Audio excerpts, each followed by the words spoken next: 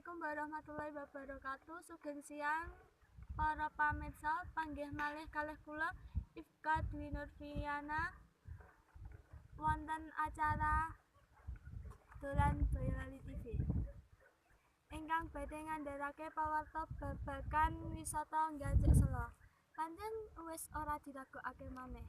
Menawa kaendahan alam Boyolali tansah nyediake kaendahan kang apik banget. Salah sijine yaiku Bukit Ganjek ingkang mapan ing Desa Selo Dhuwur, Kecamatan Selo, Dusun Satunggal.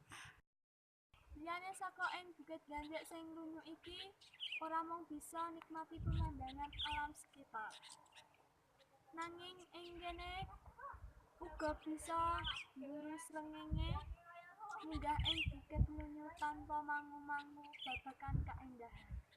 Mestine yen sampeyan kudu teka kene ing wektu sing tepat. Rega tiket sing diluncurake ing Ganjek Selo punika inggih ditariki Rp1.000. Menawi ajeng ojek ditariki Rp10.000. Cekap semanten pawarta ingkang kula andharaken, kula Ifka Dwi Nurfiana ngucapaken matur suwun sampun ningali babagan pawarta kula. Wassalamualaikum warahmatullahi wabarakatuh.